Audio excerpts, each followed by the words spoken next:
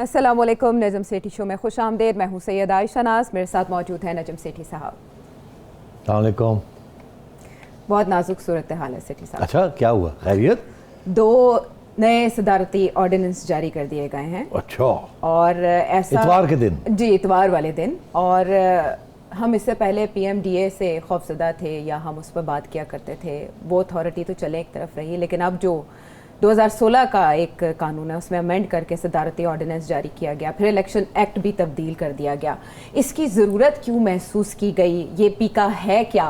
और जाली खबर हुकूमत को इतना तंग क्यों कर रही है, जबकि अपोजिशन के हवाले से भी बहुत सी जाली खबरें गर्दिश करती हैं और कहाँ से फैलाई जाती हैं, ये सबके सामने। लेकिन फ़रोग नसीम साहब जो हमारे वज़ीर कानून है वो इस बारे में क्या कहते हैं, सुने उनकी ज़ुबानी, क्यों ज़रूरत पेश आई उन्हें?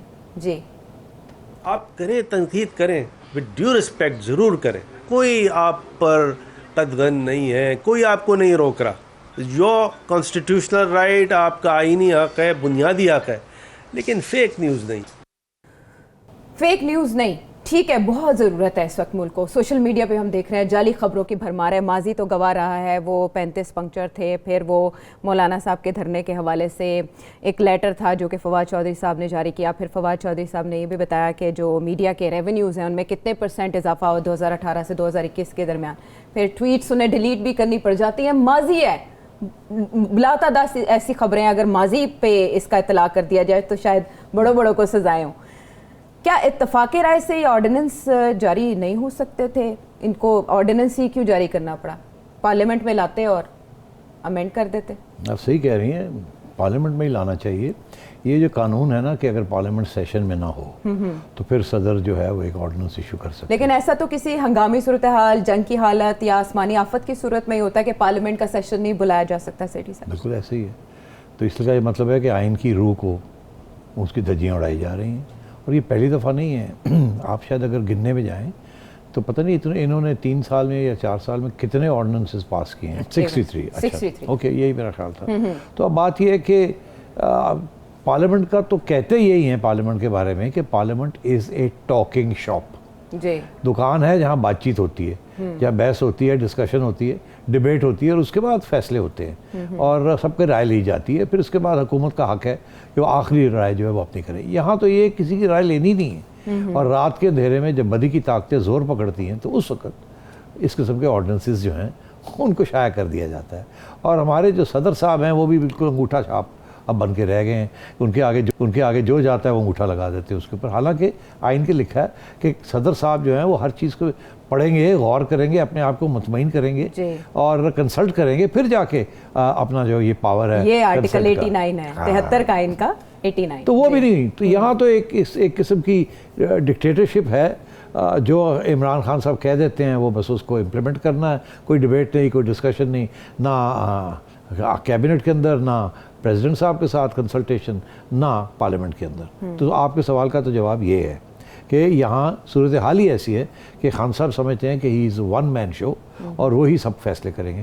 वो समझ रहा है कि जैसे क्रिकेट टीम में 11 लोगों को ये धमकी दे के चलाते थे कि जी ऐसे करो नहीं तो निकाल दूंगा, और बड़े बड़े करीब लोगों को जो कि अच्छे खिलाड़ी थे उनको निकाल दिया था। तो इनका ये ख्याल है इसी तरीके के साथ हुकूमत भी चलती है। हालांकि ये हुकूमत के अंदर पूरे चेक्स एंड बैलेंसेस हैं आइन के अंदर कि इस किस्म की हरकतें नहीं होनी चाहिए।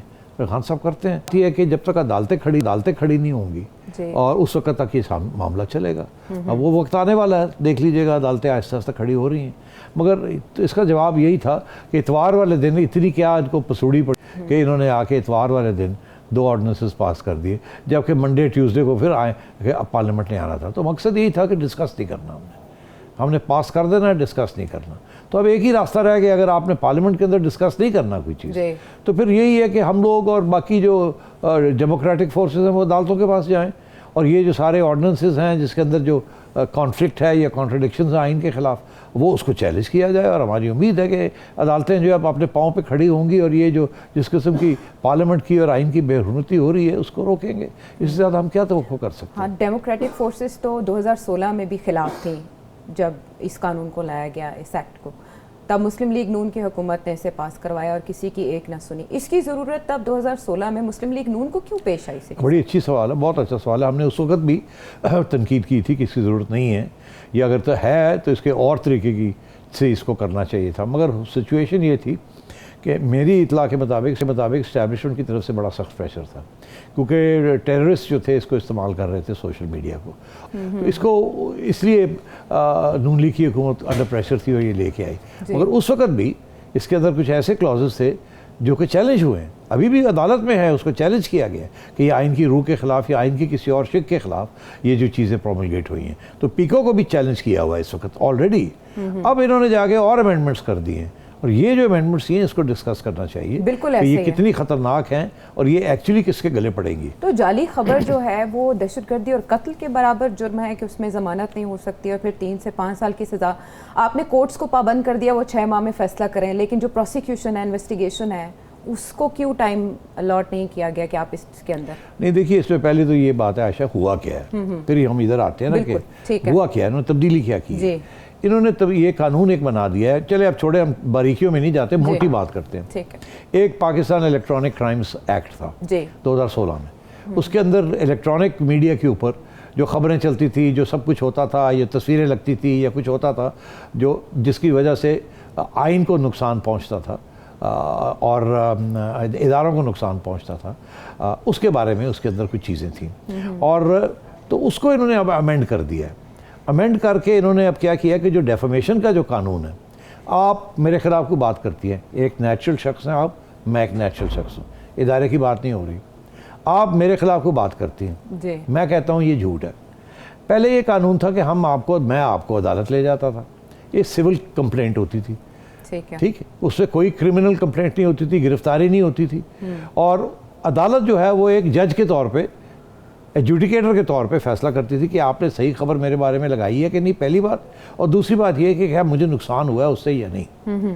हो सकता है कि आपने कुछ खबर लगाई हो, हल्का सा मेरा नुकसान हो गया हो, ठीक है, तो मैं कहूँगा जी मुझे 10 करोड़ रुपया चाहिए, तो वो अदालत कहेगी नहीं, नुकसान आपका हो गया मगर ये लाख रुपये का नुकसान है, ये 10 करोड़ की बात नहीं है। तो ये आप और मेरे दरमियान एक इशू था, और ये सिविल कोर्ट के अंदर इसका फैसला होता था, इसमें अदालत या क्रिमिनल लॉ इन्वॉल्व नहीं होता था। अच्छा, अब क्या किया इन्होंने, अब इन्होंने ये कर दिया है कि नेचुरल पर्सन आप और मैं जो थे, उसके अंदर उन्होंने नेचुरल पर्सन को निकाल दिया और ये कह दिया है कि कोई भी शख्स पाकिस्तान में, कोई भी किसी, वो खड़ा होके अदालत को, वो खड़ा होके और FIA को एक कंप्लेंट कर सकता है कि आयशा ने जुडिशरी के ख़िलाफ़ ये बात की है।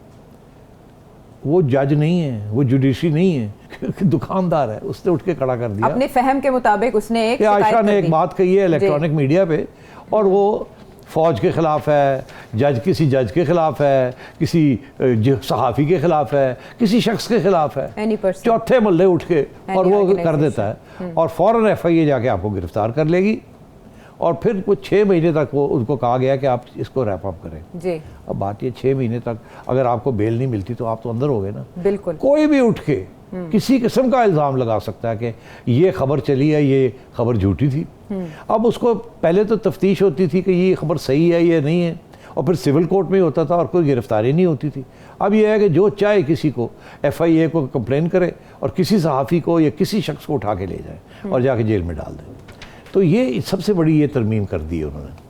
और फिर फ़ाइन पहले 2 साल से ज़्यादा अगर टेररिस्ट ने किसी ने कोई ख़बर चलाई है तो वो अगर गलत है या वो रियासत के ख़िलाफ़ है तो उसको 2 साल की सज़ा होती थी सिर्फ खबर की, अब 5 साल की सज़ा कर दी और बिल्कुल हर किस्म के रास्ते खोल दिए कि जो चाहे किसी के ऊपर इल्ज़ाम लगाए और उसके बाद फ़ौरन जेलों में डालें आप और मुँह बंद कर दें। तो ये इससे बड़ी धमकी नहीं हो सकती। मैं समझता हूँ ये बिल्कुल फंडामेंटल राइट्स के ख़िलाफ़ है और ये हमारी मीडिया की जो फ्रीडम ऑफ स्पीच है उसके ख़िलाफ़ है और ये चैलेंज होगी। और इस वक्त मीडिया ऑर्गेनाइजेशंस ने ऑलरेडी कह दिया है कि हम इसको चैलेंज करेंगे। अगर कोई क्रिमिनल अकाउंट देखें ना, जब आप CRPC में ले आते हैं किसी चीज़ को क्रिमिनल कोड में तो फिर गिरफ्तारी होनी पड़ती है, फिर बेलें लेनी पड़ती हैं। पहले ये क्रिमिनल इशू नहीं था, आज उन्होंने क्रिमिनल बना दिया इसको और बनाते सार एक ऐसा पावर ले लिया अपने हाथ में जिसके साथ जिसको चाहे उठा के ले जाएं और जेल में डाल दें। इसे काला कानून इसीलिए करार दिया जा रहा है। पीपल्स पार्टी ने तो चैलेंज करने का ऐलान कर दिया, PDM ने भी इसे मुस्तरद कर दिया है, इंसानी हकूक़ की तंजीमें भी इस पर बात करी हैं सेठ साहब। लेकिन 2016 में अनुशर रहमान साहिबा जो तब IT मिनिस्टर थी, उन्होंने जवाब दिया था कि वज़ीर आज़म की जो साख है उसको नुकसान पहुँचाने के लिए ख़बरें चलाई जाती हैं। ये जवाब दिया गया था, ये उसे हम मगर इसके अंदर जो था जवाब जो था वो नेचुरल पर्सन था ना। आज जी। अब उन्होंने क्या किया, अब उन्होंने सारे इदारे डाल दिए बीच में। हाँ, लेकिन इसमें इमरान खान साहब की जात को देखिए क्या फायदा? और भी बड़े कानून है आयशा, जिसके अंदर अगर आप फौज के खिलाफ को बात करें, जिसके साथ फौजदारी, फिर फौजदारी के केसेस बन जाते हैं आपके जी। ऊपर, ट्रीजन बन जाए, बहुत से कानून हैं। अब वो अपनी जगह पे खड़े हैं, ऊपर से आपने कि टेलीविजन के ऊपर या सोशल मीडिया के ऊपर आपने कोई बात कर दी जी जिसके जो इनको पसंद नहीं आती, तो कहेंगे ये झूठी खबर है, और उसके बेसिस के ऊपर आपको पकड़ के ले जाएंगे और जेल में डाल देंगे। फिर आप बैठे रहे बताते रहे कि जी ये खबर झूठी नहीं है या ये सच्ची है या क्या है, नुकसान तो हो गया आपका। तो ये सबसे बड़ा इशू यहाँ ये है। और जैसे पहले ये था कि सिर्फ आप और मेरे दरमियान मसला था, जी अगर फवाद चौधरी ने कोई झूठ बोला है या मैंने कोई झूठ बोला है तो हम एक दूसरे के ऊपर, मगर अब तो उन्होंने इदारे डाल दिए इसके अंदर, हर एक बंदे को डाल दिया इसके अंदर। और पहले आप, अगर आपके खिलाफ मैंने कोई बात की है तो आप जी। मेरे खिलाफ केस कर, आप तो कोई भी उठ जाएगा, कोई भी उठ के कर दे। किसी को भी एतराज होगा किसी बयान के ऊपर तो तो वो बड़े लोग खड़े हैं जिनको कहेंगे आप कर दें, खत्म होगी बात। तो सेठी साहब, अब आप क्या समझते हैं ये जो चैलेंज करना सियासी जमातों का या मुख्तलिफ तंजीमों का, इवन के वकला की जानिब से भी इस पर रिजर्वेशंस का इजहार किया गया है, हुकूमत को पसपाई पे मजबूर कर सकता है कि हुकूमत ये अमेंडमेंट्स वापस ले? और मुस्लिम लीग नून का, खुसूसन मरीम नवाज साहिबा का इस पर एतराज़ बजा है आपके ख्याल में? उनका क्या एतराज़ है? उनका ये कहना है कि इमरान खान साहब इन कंपनी को ही उल्टा गले पड़ेगी, हालांकि ये तो वही लेकर आए थे, तो उन्हें तो बात ये है, नहीं वो कुछ और लाए थे, ये इन्होंने जो अमेंडमेंट की है वो जी। खतरे वाली है, खतरनाक वाली है। अब बात ये है Superlative, कि जी। ये हुकूमत कब तक रहेगी? 3 साल 3.5 साल हो गए, किस किस को ये पकड़ेंगे और ये जेलों में डालेंगे? इस वक्त सारा माहौल इनके खिलाफ है। और अगर ये झूठ वाली बात है और फेक न्यूज़ है, तो जितनी मिनिस्ट्री ऑफ इंफॉर्मेशन की तरफ से और इनके मिनिस्टर्स की तरफ से फेक न्यूज़, और ख़ुद प्राइम मिनिस्टर साहब के बयान ऐसे ऐसे आए हैं जी। जो कि मैं आपसे कहूँ कि अगले प्रोग्राम में आपने 50 निकालने हैं जो प्राइम मिनिस्टर साहब के मुंह से फेक न्यूज़ निकली, जी तो आप निकाल लेंगे। कितने अरब की तो मनी फिर ये लॉन्ड्रिंग बात होती ये है कि ये जी। लग जाएगा, लगेगा किसको? ये आज भी इनको लग सकता है, मगर इस वक्त सिचुएशन ऐसी है कि ये लगाना चाहते हैं क्योंकि गिरफ्तारी, क्योंकि अगर आप कुछ FIA को कहती हैं कि प्राइम मिनिस्टर को पकड़ो, उसने ये झूठ बोला, तो पकड़ेगी FIA? नहीं करेगी ना।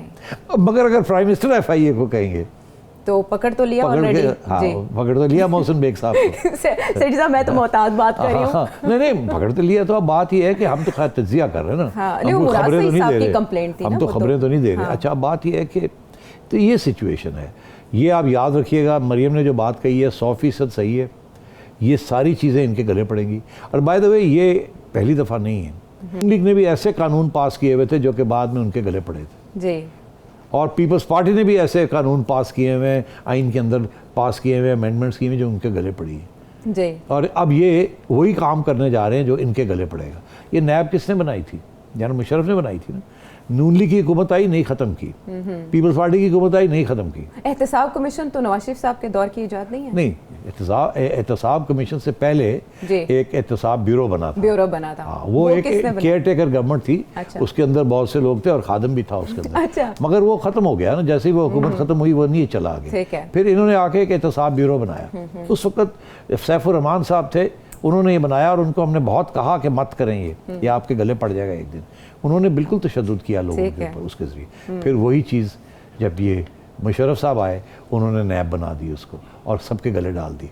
फिर ये हुकूमतें आई, ये ख़त्म कर सकती थी नैब को, इन्होंने नहीं किया। नहीं किया। नहीं किया। दूसरे ऑपोजिशन तो- के खिलाफ इस्तेमाल करना चाहती हैं, लेकिन हाँ, उनके तो अपने गले पड़ता वो करते हैं, मगर ऑपोजिशन सर्वाइव कर जाती है। हाँ। क्योंकि मीडिया प्रोटेक्ट करता है ऑपोजिशन को, जी। जो अंडरडॉग है, और उसके बाद यही चीज़ उनके गले पड़ती है। और ये तारीख का ये फैसला है, ये मेरा फैसला नहीं है। आप पढ़ लें तारीख, जो कानून लोग लेके आते हैं वो उन्हीं के गले पड़ जाते हैं किसी न किसी स्टेज पे। लेकिन अब तो मीडिया पर गहरे बादल आ गए ना। आप मीडिया पे गहरे बादल है, मगर मैं आपको एक बात बता दूँ। जी मुझे कोई पूछ रहा था कि अच्छा अभी फिर अब क्या करना है। मैंने कहा यार, अब मैं अगर कुछ कहूँगा तो फिर मुझे पकड़ के ले जाएंगे, तो बेहतर ये है कि हम सारे मिलके एक बात कर दें। हम कोई ऐसी इतनी बड़ी कोई खबर लगाएं जिसके ऊपर 50-60 लोग साइन कर दें कि हम ये खबर लगा रहे हैं, अच्छा। ठीक, और वो खबर सच्ची हो मगर तकलीफ दे हो। फिर ये 50 लोगों को गिरफ्तार करें और जेलों में डालें। फिर देखें क्या मज़े आते हैं हमें, फिर देखें क्या इंटरनेशनल प्रेस क्या कहती है, और फिर देखें यहाँ अदालतें कैसे हमें बाहर छोड़ती हैं और कैसे इनके ये गले पड़ता है। मगर अब ये तो बातें हैं ना करने वाली। हाँ ठीक है, लेकिन सेठी साहब इससे पहले भी तो एक पिटिशन साइन के साथ गई थी, बाद में सारे भाग गए थे सिवाय आपके। हाँ तो यही है ना, तो यही प्रॉब्लम है, तो यही प्रॉब्लम है, यही प्रॉब्लम है। अल्लाह करे कि ये अदालतें खड़ी हो जाएं। अब हम तो बहुत कमज़ोर लोग हैं, बहुत कमज़ोर लोग हैं। हाँ, ये एतराफ़ काफ़ी तकलीफ दे है सेठी साहब। चलें हम दूसरी तरफ आ जाते हैं इस तकलीफ़ को थोड़ा कम करने के लिए। जो इलेक्शन एक्ट में तरमीम की गई है और कैंपेन चलाने की जो इससे पहले इजाज़त नहीं थी, उसकी इजाज़त दे दी गई है। इस पे इलेक्शन कमीशन का पहले इजलास हुआ, बाद में अटॉर्नी जनरल के साथ उन्होंने मुलाकात भी की और उनका ये कहना है कि जो तरमीम की गई है वो आइन और कानून के ख़िलाफ़ है, लेकिन वहाँ कुछ तय नहीं हो पाया अटॉर्नी जनरल के साथ मुलाकात में भी। ये जो कोड ऑफ कंडक्ट था इलेक्शन के हवाले से, इसकी खिलाफ वर्जी अपोजिशन भी करती रही है, उनको भी नोटिस मिलते रहे हैं, लेकिन हुकूमत ने अमेंडमेंट क्यों की और इससे ये आपने देखा कि वो जो साहब हैं जिन्होंने DI खान में इलेक्शन लड़नी थी, गंडापुर साहब जी, उनके खिलाफ पहले इलेक्शन कमीशन ने 1 दफ़ा 2 दफ़ा नोटिस दिए कि वो खिलाफ वर्जी कर रहे थे कानून की जी। ठीक, उन्होंने उसको कहा जाओ जाओ मैं करता हूँ, वो कैरिड ऑन। फिर उन्होंने उनको धमकी दी कि आपको डिस्क्वालीफाई कर देंगे अगर आपने ऐसे किया, तो फिर पीछे हटे वो। यहाँ भी सूरत हाल ऐसी थी कि उन्होंने उनके भाई साहब को डिस्क्वालीफाई कर दिया। वो अब अदालत में उनको फिर अदालत ने इजाज़त दे दी कि आप जाके इलेक्शन लड़ लें। अब बात यह है कि इलेक्शन कमीशन थोड़ा सा आज़ाद होने की कोशिश कर रहा है और जो कानून बने में उनकी बालादस्ती कर रहा है। मगर ये हुकूमत तो फैसला इन्होंने किया हुआ है कि हमने किसी इदारे को बात माननी नहीं है, हमने तो इदारों की छुट्टी करा देनी है, हमने तो रफ शॉट ऐसे है जैसे घोड़ा चढ़ा देना है इनके ऊपर। इलेक्शन कमीशन का भी हाल ये किया हुआ है, वोटिंग मशीन्स हों तो उसके ऊपर नहीं बात मानते इलेक्शन कमीशन की। अब इन्होंने ये बात कह दी है, क्यों इनको रोका गया है फ्रॉम गोइंग, एंड बाकी अपोजिशन ने बात मान ली इनकी। बिलावल भुट्टो साहब ने एक दफ़ा इनकी बात नहीं मानी थी इलेक्शन कमीशन ने, उन्होंने फ़ाइन कर दिया था, वो पेशावर में गए थे, याद है आपको जी। और उनके ऊपर फ़ाइन हो गया था और उसके बाद वो नहीं गए, उन्होंने कहा सॉरी हम नहीं जाएंगे। और ये तो धमधना रहे हैं, तो कहते हैं हम जाएंगे और आप हमें रोका। उन्होंने जब रोका इन्होंने कहा हम कानून तब्दील कर देते हैं। तो इनका तो ये हाल है। और अब क्योंकि आगे लोकल बॉडी इलेक्शन आ रहे हैं जी, और शायद जनरल इलेक्शन भी आ जाएं। अभी लोकल बॉडी इलेक्शन आ रहे हैं, उससे अंदर तो बड़े परेशान हैं। KP में तो ही ना, अब पंजाब में आना, वहाँ तो इनकी बिल्कुल पिटाई क्या, वहाँ तो स्वीप हो जाएगी। हाँ, लेकिन वो तो मई में है ना सेठी साहब, उससे पहले तो आप लपेटने की बात कर रहे हैं। हाँ वो खैर वो तो मैं कर रहा हूँ ना, इनका तो ख्याल है कि ख्वाजा आसिफ भी करें, वो जो मर्जी करें, इनका ये ख्याल है कि ये लास्ट करेंगे। अच्छा, यही सोचते हैं ना, हर बंदा यही सोचता है कि मैं तो इधर हूँ, आज भी इधर हूँ, कल भी इधर हूँ, परसों भी इधर हूँ, फिर अल्लाह ताला की तरफ से कुछ हुक्म आता और छुट्टी हो जाती है। तो इनका भी वही हाल हो रहा है। अब ये क्योंकि लोकल बॉडी आ रही है, उसके लिए तैयारी है। इनका ये ख्याल है कि हमने जाके वहाँ स्कीम्स अनाउंस करनी है, फॉल्स खबरें लगानी है, हमने इतने पैसे दे दिए, हमने ये कर दिया, हमने वो, विच इज़ फेक न्यूज़। ये फेक न्यूज़ शुरू हो जाएगी इनकी तरफ से और ये इनके मिनिस्टर्स जाके ये करेंगे, इसलिए ये नया कानून लेके आए। और इलेक्शन कमीशन सोच रही है इसको चैलेंज करने का, मगर पता नहीं वो करती है या नहीं करती। मगर ये ज़रूर है कि अपोजिशन को चाहिए कि इसको चैलेंज करें अदालत के अंदर कि ये आइन के अगेन सेम प्रिंसिपल कि आप इंटरफेयर कर रहे हैं in a neutral and fair election. हाँ, लेकिन उससे पहले छुप छुपा कर गवर्नमेंट इंटरफेयर कर लेती थी, अब खुल्लम खुल्ला करेगी तो इससे क्या फ़र्क पड़ेगा? बड़ा फ़र्क पड़ता ना। छुपन का तो मतलब ये है कि कोई प्रूफ नहीं है। अच्छा। खुलन का तो मतलब ये है कि प्रूफ है, तो ख़त्म होगी बात। अदालतें प्रूफ मांगती हैं। आप कुछ छुप के कोई काम करें तो अदालत कहती है प्रूफ, आपके पास प्रूफ नहीं है तो फिर आप करते रहे छुप के। चोरी उस वक्त तक नहीं चोरी होती जब तक पकड़ी ना जाए, साबित ना हो जाए। आजकल जो PTI का जो बयानिया है वो ये है कि शरीफ चोर है जी, ठीक। ये उस वक्त तक फेक न्यूज़ है जब तक ये प्रूव नहीं हो जाती कि वो चोर है, और वो चोर जो है वो अदालत के अंदर जाके प्रूव होगा। तो इस किस्म पे तो हर रोज़ बयानबाजी करते हैं, इल्ज़ाम लगाते हैं। वो जो 35 पंचर मेरे ऊपर लगाया था जी, अब इस कानून के तहत तो मैं तो 35 पंचर लगाना तो मैं 10 साल पीछे जाना पड़ेगा, FIA के पास जाऊंगा, FIA के कहूँगा प्राइम मिनिस्टर को गिरफ्तार करें। वो कहेंगे जान दो सेठी साहब साड़ी नौकरी ऐसी कितने करनी है। मैं कहूँगा चलो ठहर जाओ, प्राइम मिनिस्टर है ना, आज कल जाएगा ना तो कल कोई और आएगा ना तो मैं फिर चुपके अंदर करा देंगे। तो मतलब ये नहीं होना चाहिए। अगर उन्होंने मेरे ऊपर 35 पंचर का इल्ज़ाम लगाया, मेरी क्या मौक़िफ़ है? मुझे 2 साल 3 साल 4 साल उन्होंने बड़ा नुकसान पहुँचाया, आधा पाकिस्तान यकीन करने लगा कि मैंने ये किया है। आप सोचिए कि मेरे पे क्या गुजरी, क्योंकि इमरान खान कह रहा था वो तो झूठ बोल ही नहीं सकता, हो सादिक और अमीन है। तो अब ये पता चला कि सेठी ठीक है बेचारा। तो अब बात ये है कि मैंने क्या कहा, मैंने कहा यार सिर्फ सॉरी कर दो, जी। बस कह दो सो सॉरी और मैं अपना केस ख़त्म कर दूंगा। तो अब क्या मैं इनको जेल में डालवाऊँ, मैं इनको टेररिस्ट कोर्ट में लेके जाऊँ कि आपने मेरे ऊपर फेक न्यूज़ चलाई है? तो इसलिए मेरा ख्याल है खान साहब को सोचना चाहिए ठंडे दिल के साथ।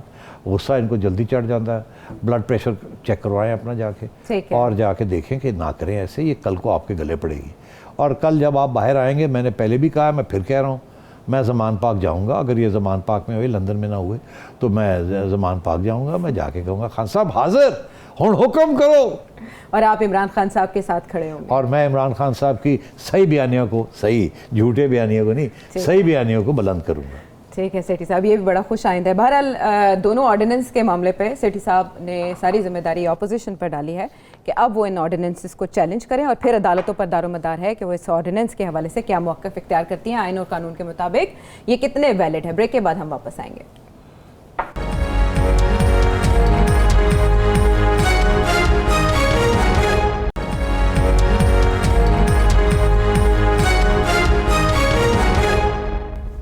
Welcome back to the show.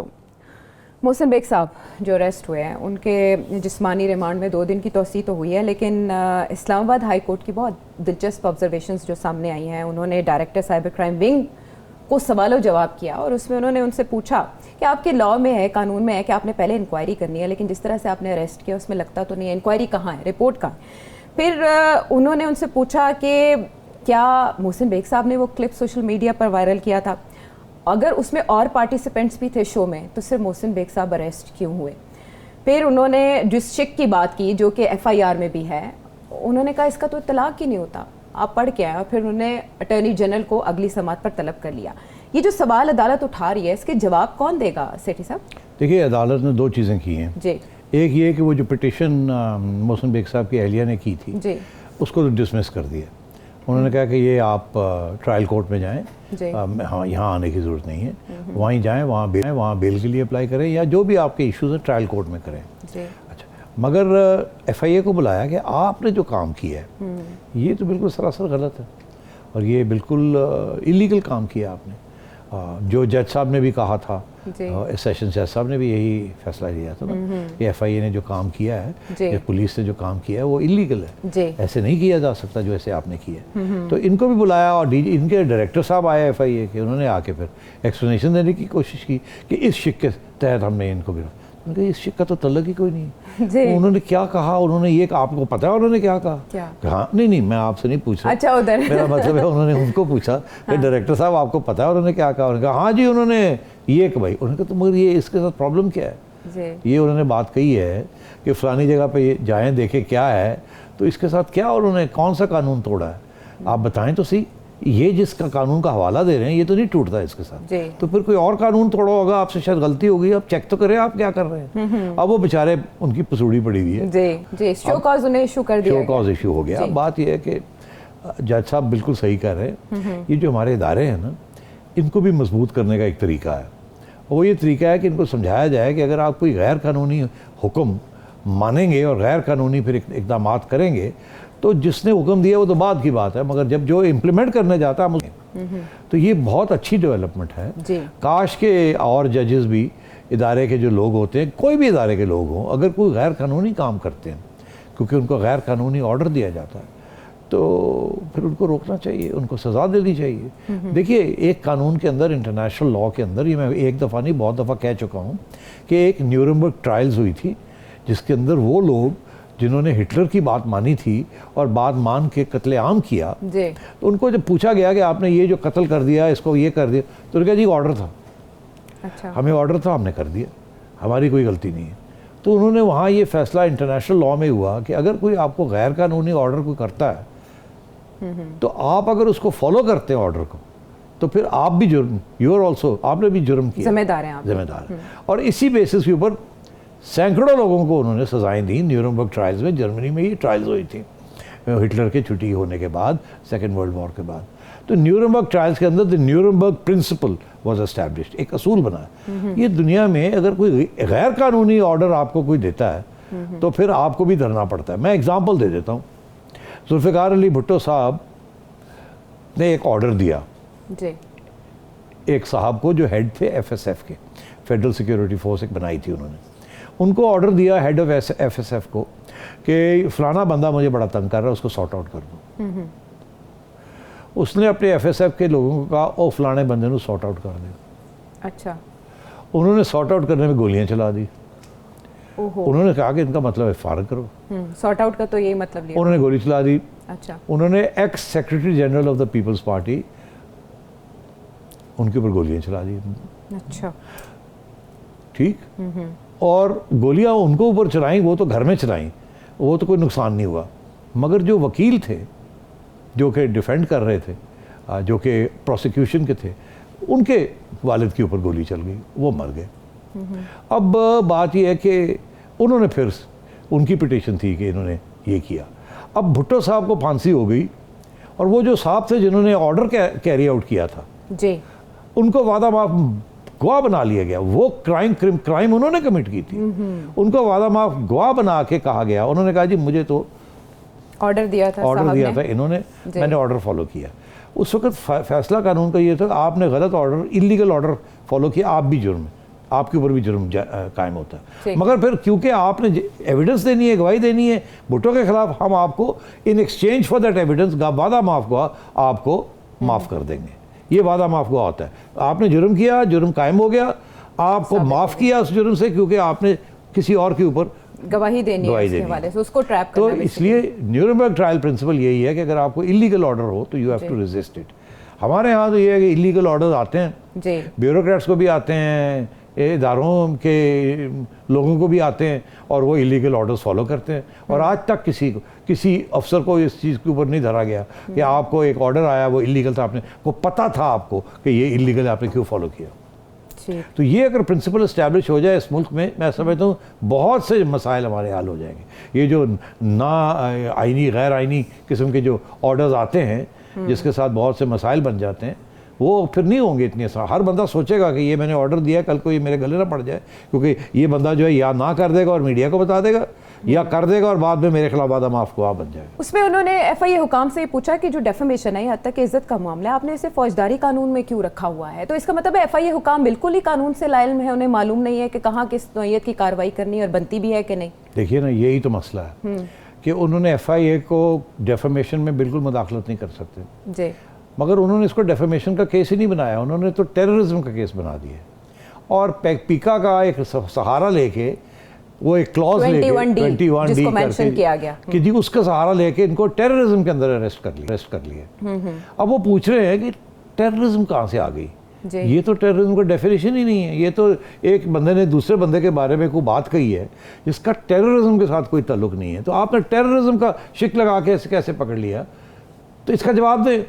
तो अब वो जवाब है ही नहीं ना उनके पास, क्योंकि ऑर्डर झूठ, इलीगल ऑर्डर आया, इलीगल फॉलो अप किया, जरा क्लॉज मिल गया, लिख दो अंदर करो, चलो जी। इस्लामाबाद हाई कोर्ट से हमने बहुत बड़े बड़े फैसले ये माजी करीब में देखे हैं। पीका एक्ट वहाँ डिस्कस हो रहा है सिटी साहब, अगर ये ऑर्डिनेंस भी वहाँ इस समात के दौरान आ जाए ज़ेरे गौर, तो इस्लामाबाद हाई कोर्ट से बड़ा हुक्म आ सकता है। अल्लाह करे कि अच्छे फैसले करें कोई। आपको लगता है कि पीका आएगा यहाँ ज़ेरे गौर? क्योंकि नहीं, ज़ेरे गौर तो आएगा, ज़ेरे गौर पहले भी है और अब भी आएगा और आएगा ये, मगर क्या फैसले क्या आएंगे? तो उस पर हुकूमत अमल दरामद करने की पाबंद होगी, क्योंकि वो तो चैलेंज, हर एक चीज़ चैलेंज हो जाती है, इवन जज के खिलाफ रेफरेंस आने की बात। हाँ, तो देखिए ना, यहाँ वो चैलेंज हो गया। अगर हुकूमत के खिलाफ फैसला आता है तो हुकूमत सुप्रीम कोर्ट में चली जाएगी। यहाँ पता नहीं कितने साल से कुछ चीज़ें अभी पेंडिंग हैं, फिर भी पेंडिंग में चला जाएगा। तो अगर कोई फैसले स्विफ्ट आए, अच्छे फैसले आए, तो बड़ा फ़र्क पड़ जाएगा इस मुल्क में। अगर इंसाफ मिल जाए ना, अगर कोई बंदा इदारों के ख़िलाफ़ बात करता है जो कि इदारों को नुकसान पहुंचाती है और वो जायज़ नुकसान नहीं है, तो फिर सज़ा होनी चाहिए। इसी तरीके के साथ अगर इदारे नाजायज़ फ़ैसले करते हैं और नाजायज़ इक़दाम करते हैं किसी के ऊपर, तो उनके उस सज़ा मिलनी चाहिए। Cyber crime director cyber crime wing को उन्होंने पूछा कि कितनी और कंप्लेंट्स हैं, तो उन्होंने जवाब में कहा कि साइबर क्राइम्स के हवाले से उनके पास 14,000 कंप्लेंट्स हैं और उनमें से किसी पे एक्शन नहीं हुआ, इस पे एक्शन हुआ। जी, इस पे स्विफ्ट एक्शन हुआ। तो दो नहीं, एक पाकिस्तान जो तो अल्लाह करे कि जज साहब जो हैं इस मामले को आगे लेके चलें और इस मामले में कुछ ऐसे एग्जाम्पल्स सेट करें कि आगे हमें इस किस्म की मसाइल ना हमारे सामने। ये सेठ साहब, आपने भी साइबर क्राइम पे एक कंप्लेंट करने की कोशिश की थी, बहुत से सार्फिन ये शिकायत करते हैं कि उन्हें जो FIA का नंबर है वहाँ पर साइबर क्राइम का, उससे जवाब नहीं आता। कंप्लेंट अपलोड कर दें तो तब भी उसका रिस्पॉन्स नहीं आता, वो सॉल्व नहीं होती। तो ये सब चीज़ें जब अदालत के रूबरू डिस्कस होंगी, और आपने कहा फिर जो जिम्मेदार है उनको सज़ा भी मिलनी चाहिए। तो आयशा, मैं आपको एक बात बताऊं, हमारे एक सहाफ़ी दोस्त हैं, वो अब फौत हो चुके हैं। उनका नाम था अर्देशर कावस जी साहब। बहुत उनकी रिस्पेक्ट थी, कराची में थे, डॉन के लिए लिखते थे, बूढ़े थे, बुज़ुर्ग थे। उन्होंने भुट्टो साहब के ख़िलाफ़ काफ़ी जदोजहद की थी, जुल्फ़िकार अली भुट्टो साहब के ख़िलाफ़। उन्होंने और भी बहुत सी बातें कही थी। अच्छा। तो एक दिन अदालत ने बुला लिया, उन्होंने अदालतों के ख़िलाफ़ भी बात की थी। अच्छा। अदालतों ने बुला लिया, आओ जी, कंटेम्प्ट ऑफ कोर्ट। तो वो पहुंच गए। अब अदालत ने कहा जी आपके ऊपर तो ये जुर्म है, चलें जी आपका केस शुरू करते हैं। तो उनके वकील बड़े पाए के वकील थे, उन्होंने कहा कि ठहर जाइए, ये कुछ कहना चाहेंगे। उन्होंने कहा जी, उनको पंजाबी में, अब मैं कहता हूँ, वो बेचारे तो उर्दू में अंग्रेज़ी में बोल रहे थे। उन्होंने कहा की पसूड़ी पई है, मेरे तो पहले बेनज़ीर भुट्टो दे भी कंटैम्प्ट हैगी है, नवाज शरीफ दी भी कंटैम्प्ट का केस पिया तुहाडे कोल, फलाणे दा पिया, फलाणे दा पिया, जरा उन्हां नूं कर लवो, मेरी वारी जो आएगी तो मेरी वारी भी कर लेना। अच्छा। ये तुसी आपने कहा, उन्होंने जज साहब ने कहा यार घर ले जाओ इसको, बस करो। इसका जवाब नहीं है ना जी। ये तो गैर प्योर एंड प्योर इंसाफ नहीं है ना कि भाई आपके पास 15 केसेस पहले पड़े हुए हैं, आप उनको तो हाथ नहीं लगा रहे, उनको ख़त्म नहीं कर रहे, और मुझे चौथे भले उठा के ले आए और मेरे खिलाफ कल फैसला देना चाह रहे हैं। तो ये तो इंसाफ नहीं है। इंसाफ वो होता है जो नज़र भी आए कि इंसाफ है, ये नहीं कि सिर्फ हो, नज़र भी आए कि आपको इंसाफ दिया गया और आपको मिला है। जस्टिस जो नज़र नहीं आती वो जस्टिस नहीं होती। बिल्कुल। तो अब बात यह है कि यहाँ भी वही सिचुएशन थी FIA की कि 1400 या 14,000 केसेस पड़े हुए हैं। हाँ, 14,000। हाँ, उनको वो पेप्सी कोला के साथ फ्रीजर में रखा हुआ है फ्रीज करके। यानी सेठी साहब ये कह रहे हैं कि इंसाफ के तकाजे जो हैं वो हर एक के लिए अलग अलग नहीं होने चाहिए, बल्कि इंसाफ के पैमाने बाख्तियार शख्स के लिए जैसे हैं वैसे ही आवाम के लिए भी होने चाहिए। जब हम ब्रेक के बाद वापस आएंगे तो बात करेंगे तहरीके अदम एतमाद की, जो कि है पते की बात। ब्रेक के बाद।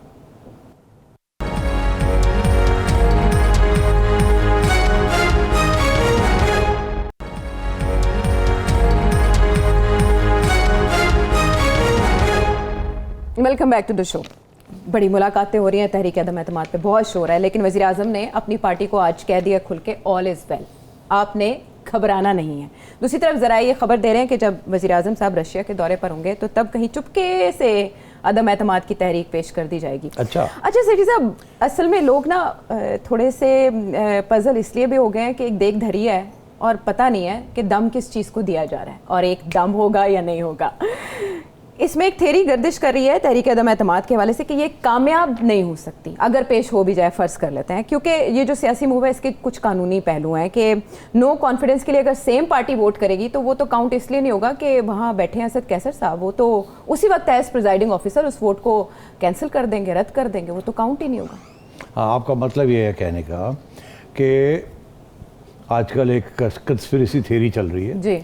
PTI वाले बड़े खुश हैं वो सुन के कि जी अदम एतमाद कैसे होगी, 20 लोग चाहिए इनको PTI के, वो 20 लोग कैसे आएंगे, चले आ भी जाते हैं, वो आ जाएंगे, वो आके आपके साथ खड़े हो जाएंगे और लाइन फ्लोर क्रॉस कर देंगे। आइन के मुताबिक वो कहते हैं जी कि वो तो फिर डिस्क्वालीफाई हो जाएंगे, बिकॉज वो पूरा कानून है एक कि अगर आप पार्टी के डिसिप्लिन के ख़िलाफ़ अदम एतमाद या इस किस्म के मौके पे आप इधर हो जाते हैं, तो मनी बिल हो या इस किस्म की चीज़ हो या इलेक्शन ऑफ प्राइम मिनिस्टर हो, लीडर ऑफ द हाउस हो, तो यू कांट डू इट। अगर आप करेंगे तो you are out of the party. तो आप करके देखें, स्पीकर असद कैसर साहब बैठे हुए हैं, उन्होंने फौरन आपके 20 vote null and void declare कर देंगे और आपको पार्टी से निकाल देंगे और डिस्क्वालीफाई नाअहल कर देंगे। तो ये तो हो ही नहीं सकता क्योंकि कानून ये कहता है। दरअसल कानून ये नहीं कहता। अच्छा। और ये बिल्कुल प्रोपेगेंडा चल रहा है इस वक्त। जो बेचारे MNAs जो हैं जिनको कानून का पता नहीं है, उनको डराने के लिए कि सोचना भी ना तुम्हारा वोट काउंट होगा और तुम निकाले भी जाओगे, पार्टी के रहोगे तुम, हाँ, ना इधर करोगे ना उधर करोगे, बिल्कुल नहीं हिलना।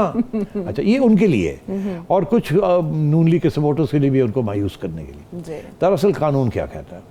कानून ये कहता है कि इस किस्म की सूरत हाल में जी 10 लोग, 12 लोग, 2 लोग, 5 लोग, जितने भी लोग पीटीआई के वोट ऑफ नो कॉन्फिडेंस में अपनी पार्टी के ख़िलाफ़, ऑर्डर्स के ख़िलाफ़ हिस्सा लेना चाहते हैं, वो जब डिवीज़न होगी कि जिन लोगों ने वोट ऑफ नो कॉन्फिडेंस करना है वो इधर आ जाएं और हुकूमत वाले इधर आ जाएं, उस वक़्त स्पीकर जो है वो गिनेगा, स्पीकर गिनेगा और कहेगा इधर इतने हैं और इधर इतने हैं। अगर 180 से ज़्यादा इधर हो जाते हैं तो वो वोट ऑफ नो कॉन्फिडेंस कामयाब हो जाएगा, 180-82। अब वो मैजिक फिगर है, you have to reach that figure majority के लिए। अब ऑपोजिशन के पास तो है नहीं इतने वोट, तो ऑपोजिशन को या तो सारी जीडीए जो है, ग्रैंड डेमोक्रेटिक अलायंस जो है, जिसके अंदर सारे एलाइज हैं, जीडीए है, पीपीए वाले हैं, चौधरी रात हैं, बलोचिस्तान वाले हैं, इधर उधर के लोग हैं, एएनपी नहीं, एक दो और भी हैं, सारे इत्तेहादी एनपीएम वाले हैं, सारे मिला के ये 20 के करीब हैं। या तो ये 20 के 20 क्रॉस कर जाए, जब ये 20 क्रॉस करेंगे तो उनके 182 हैं, वो 160-62 रह जाएंगे जी, इनके 182 बन जाएंगे।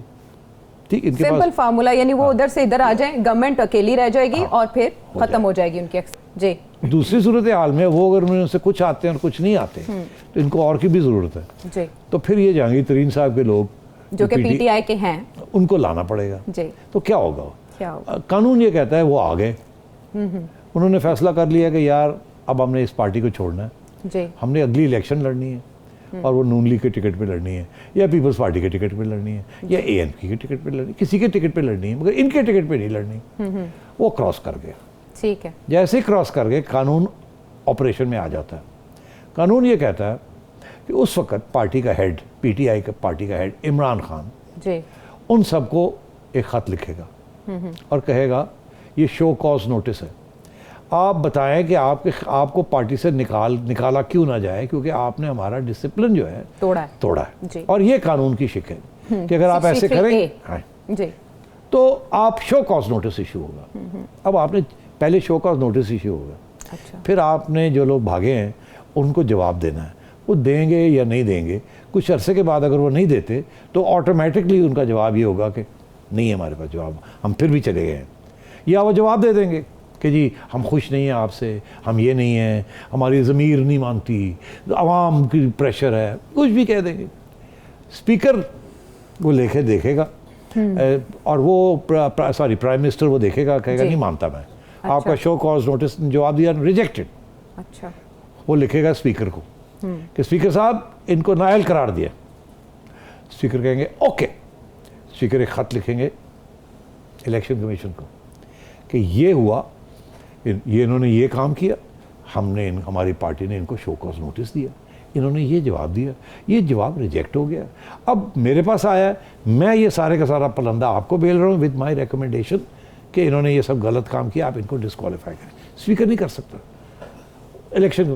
इलेक्शन कमीशन के पास 30 दिन है जिसके अंदर उन्होंने इनसे भी पूछना है जी कि भाई आपने क्या किया, उनको कि आपने, और अपने आप को मुतमईन करना है कि इन्होंने कानून तोड़ा है और गलत रीज़न के लिए तोड़ा है। फिर इलेक्शन कमीशन इनके खिलाफ एक नोटिस इशू करेगी कि आप यू स्टैंड डिस्क्वालीफाइड, ठीक है, उसके ऊपर ये चैलेंज करेंगे उसको सुप्रीम कोर्ट में। सुप्रीम कोर्ट के बाद 90 दिन है जिसके अंदर उन्होंने जवाब देना है। अब 90 दिन के बाद, पहले 30 दिन फिर 90 दिन, तो 3-4-5 महीने के बाद आप डिस्क्वालीफाई हो जाएंगे। मगर जी, जो आपने वोट डाला होगा वो हमेशा बरकरार रहेगा, वो उसको ख़त्म नहीं किया जा सकता, वो वोट रहेगा। आप इस पार्लियामेंट से नाइल हो जाएंगे, आपको कोई नहीं रोक सकता अगली इलेक्शन में हिस्सा लेने में और अगली इलेक्शन पार्लियामेंट के अंदर आने में, कोई पाबंदी नहीं है, आप यहाँ से फारिग हो जाएंगे, मगर आपका वोट जो है आपने दिया होगा वो बरकरार रहेगा। एग्जाम्पल देता हूँ जी जी बिल्कुल, एक आपको याद है एक मिसाल कि इमरान खान के सेनेट के कोई इलेक्शन हो रहे थे जी, याद है कुछ? जी बिल्कुल, उसमें 20 सेनेटर्स, तकरीबन 20 सेनेटर्स पे उन्होंने इल्ज़ाम लगाया था कि वो खरीदो फरोख्त में मुलव्विस रहे हैं और उन्होंने कुछ लोगों को शो कॉज नोटिस दिया था कि इन्होंने खरीदो फरोख्त के अंदर अपना वोट दे दिया, कहीं बेच दिया, याद है? जी बिल्कुल। तो उसके बाद क्या हुआ था, इनको नोटिस गए, कुछ लोगों ने आके डिफेंड किया, खान साहब ने बात मान ली, कुछ लोगों ने कहा हमने दिया ही नहीं था, कुछ लोगों ने डिनाई किया, मगर खान साहब ने उनको निकाल दिया जी। उन्होंने जब निकाल दिया और उसके बाद वो वापस आ गए माफ़ी मांगने के लिए, फिर खान साहब ने किसी को निकाला ही रखा और किसी को वापस ले लिया। ऐसे ही है जी। एग्जैक्टली। तो उनका जो वोट था वो तो बरकरार रहा ना, जो जहाँ वोट डाल आए थे वो तो नहीं खत्म हुआ, वो तो जिसको वोट दे आए थे वो तो बन गया ना सेनेटर। तो ये बात ये है कि वोट को कुछ फर्क नहीं पड़ता, वोट एक दफ़ा हो गया वो हो गया। ठीक है, उनको स्पीकर नहीं उनका वोट नेगेटिव कर सकता। ठीक है, वो उस स्टेज पे जब वो खत्म हो जाएगी बात तो वो नाइल हो जाएंगे, उनका वोट जो उन्होंने डाला होगा वो काउंट रहेगा, वो काउंट रहेगा। और असद कैसर साहब ऐसी अथॉरिटी उनको नहीं हासिल होगी कि वो किसी वोट को रद्द कर दें। नहीं, मगर अब कैसर साहब को जी, जो अगर वो उनका दिल करता है तो कहते हैं मैंने रद्द कर दिया, फिर क्या होगा? फिर क्या होगा आप बताओ।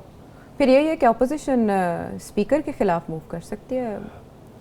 ऑपोजिशन कहेगी स्पीकर झूठ बोल रहा है, जी स्पीकर ने गैर आईनी बात की है। जी, क्योंकि वो पूरे पार्लियामेंट के नुमाइंदा है, वो गवर्नमेंट को रिप्रेजेंट नहीं करते। सबसे पहले बात तो ये होगी कि आपने एक बाई पार्टिजन बात नहीं की, आपने बिल्कुल जो क्लियर कट का आइन कहता है आपने वो फॉलो नहीं किया। तो उसके बाद फिर वो जाएंगे सुप्रीम कोर्ट के पास, फिर सुप्रीम कोर्ट में जाके चैलेंज होगा। मगर प्रॉब्लम ये है कि जो स्पीकर है, जो पार्लियामेंट्री प्रोसीडिंग्स हैं, उनको अदालतों में चैलेंज नहीं किया जा सकता। अच्छा, आइन ये कहता है कि पार्लियामेंट के अंदर जो प्रोसीडिंग्स हैं और स्पीकर के जो रूलिंग्स हैं वो भी पार्लियामेंट्री प्रोसीडिंग्स हैं, उनको चैलेंज नहीं किया जा सकता। मगर जब हंगामी हालात होते हैं तो फिर सुप्रीम कोर्ट खुद बहुत सी चीज़ें देख लेता है। मगर उससे पहले क्या होगा, जब स्पीकर अगर ऐसी हरकत करता है कि गलत फैसला कर देता है जिसके साथ सारा वोट ऑफ नो कॉन्फिडेंस उड़ जाता है, तो फिर दो चीज़ें होंगी। एक तो हंगामा होगा वहाँ, उसके बाद कुछ भी हो सकता है कि ये लोग सारा बॉयकॉट ही करते हैं सारे पार्लियामेंट को, ये सड़कों पे निकल आए, ये कुछ भी कर सकते हैं। और सुप्रीम कोर्ट भी सब कुछ कर सकता है, उसको तो कोई नहीं रोक सकता। सो मोटो पावर्स हैं उनके पास, वो तो पार्लियामेंट की कार्रवाई को वो चैलेंज कर लेते हैं, अंडर 183 कानून को चेक कर लेते हैं, हर किस्म की चीज़ कर लेते हैं, तो वो तो कर लेंगे। तो इसलिए इसके साथ एक इमरजेंसी सिचुएशन हो जाएगी, और अगर हालात ख़राब हो गए तो फिर वो इंटरवेंशन करनी पड़ेगी। अगर सुप्रीम कोर्ट की इंटरवेंशन नहीं होती और हंगामी हालात रहते हैं तो फिर इदारे इंटरवेंशन कर सकते हैं। अगर इतनी इंस्टेबिलिटी हो जाती है तो मैं ये समझता हूँ कि ये ऐन मुमकिन है कि क्योंकि स्पीकर की जो किरदार है इस वक्त उसके ऊपर बहुत से सवालिया निशान हैं। अब सूरत हाल ये है कि ये ऐन मुमकिन है कि अपोजिशन ये सोचे कि इसने तो करना ही करना है, पहले इसकी छुट्टी कराई जाए। यही सवाल मेरा अगला था आपसे, इसकी छुट्टी तो कराई पहले असद कैसर साहब की तब्दीली इस मकसद के लिए ज़रूरी इसमें लगती है। 2-3 सवाल खड़े होंगे। जी, कुछ लोग कहेंगे पहले असद कैसर साहब के खिलाफ वोट ऑफ नो कॉन्फिडेंस किया जाए, उसके साथ दो चीज़ें होंगी, एक तो इनको हम निकाल देंगे, दूसरा ये जो जिन लोगों ने हमारे साथ आना है वो भी आ जाएंगे, या कुछ लोग जो है वो भाग जाएंगे और हम कामयाब हो जाएंगे। वो कामयाबी अगर होगी स्पीकर के खिलाफ तो इमरान खान साहब को नज़र आ जाएगा कि हवा किस तरह चल रही है। अगर मेरा स्पीकर उड़ गया है तो अब मैं कैसे बचूंगा? बिल्कुल ऐसे ही। तो फिर उससे बेहतर ये है कि अपनी बेइज्जती ना करवाऊँ और मैं खुद ही डिज़ोल्व करके घर चला जाऊँ और इलेक्शन कॉल कर लूँ। कम से कम ये जो केयरटेकर गवर्नमेंट बनेगी उसमें तो मेरा हिस्सा होगा ना। अच्छा। तो अब बात ये है कि अपोजिशन ये सोच रही है कि स्पीकर को पहले अटैक किया जाए, उसको रास्ते में से हटाया जाए, बिकॉज तो वो यही है कि वो गड़बड़ करेगा। और अगर ये भी सोचा जा रहा है कि दोनों के ऊपर एक ही वक्त अटैक की जाए, स्पीकर के ऊपर भी वोट ऑफ नो कॉन्फिडेंस और प्राइम मिनिस्टर के ऊपर भी वोट ऑफ नो कॉन्फिडेंस एक ही वक्त लॉन्च कर दिया जाए कि हम पहले वो नहीं, एक ही वक्त कर दिया जाए कि हम एक ही झटके में दोनों को फारग कर देते हैं। अच्छा। तो ये हर किस्म के कानूनी चीज़ें इस वक्त इसका जायज़ा लिया जा रहा है मेरी इत्तला के मुताबिक। अब क्या अपोजिशन फैसला करेगी, मैं समझता हूँ ये सारी की सारी गेम जो है, ये मैंने पहले भी कहा था, मैं अब फिर कह रहा हूँ, ये या तो ये गेम है 160 की या 200 की गेम है। वो कैसे 200 की कैसे? सेठ साहब 200 की कैसे? 200 की ऐसे कि या तो ये सारी जो अलाइज हैं इनके वो सारे छोड़ के चले जाएंगे अपोजिशन के साथ, और उनके साथ कोई मुकाबला हो जाएगा सीटों का आगे जाके। अच्छा। या ये होगा कि इधर से जो लोग छलांग मारना चाहते हैं, फ्लो क्रॉसिंग करना चाहते हैं, वो जब देखेंगे कि ये लोग जा रहे हैं उधर, वो कहेंगे यार हम तो रह गए पीछे, वो भी आ जाएंगे। ठीक है। फिर देखिएगा ये 200 हो जाएंगे इनके और उनके 160 के करीब रह जाएंगे। अच्छा। 140 रह जाएंगे उनके। तो ये सिचुएशन हो सकती है कि स्पीकर को निगेट करने के लिए, डिनाई करने के लिए कि 2 या 4 या 6 की बात नहीं है, आपने गिनती में इधर उधर कर दिया, इतने तो 200 बंदा खड़ा है की करोगे? ठीक है 200 बंदे के खिलाफ स्पीकर भी कुछ नहीं कर सकता। 180 82 83 में 2-3 इधर उधर हो गए, कोई आया कोई नहीं गया, मगर जब 200 खड़े होंगे इधर और उधर 140 होंगे तो स्पीकर कुछ नहीं कर सकता। नविश्ता दीवार जो है वो पड़ा जाएगा। मतलब है मैं स्पीकर के ऑफिस की बड़ी इज्जत करता हूँ जी, the office of the speaker. ठीक है। और बड़ी नाजुक और पेचीदा सूरत हाल है। प्रोग्राम के आखिर में भी यही कहेंगे, अभी तक सारे फार्मूले जो हैं वो चरंगी ही घूम रहे हैं। देखते हैं क्या नतीजा निकलता है। मरियम औरंगजेब साहिबा कुछ फ़ोन कॉल्स की बात कर रहे हैं, तो दूसरी तरफ इत्तेहादियों के जो किबले हैं वो अभी वाजे नहीं हैं। बहुत से सवालात हैं हमारे जहनों में। आप भी कुछ पूछना चाहें सेठी साहब से मज़ीद इस बारे, तो इस नंबर पर वीडियो मैसेज के जरिए पूछिए। फीडबैक भी पहुँचाइए। अगले प्रोग्राम तक के लिए इजाज़त दीजिए।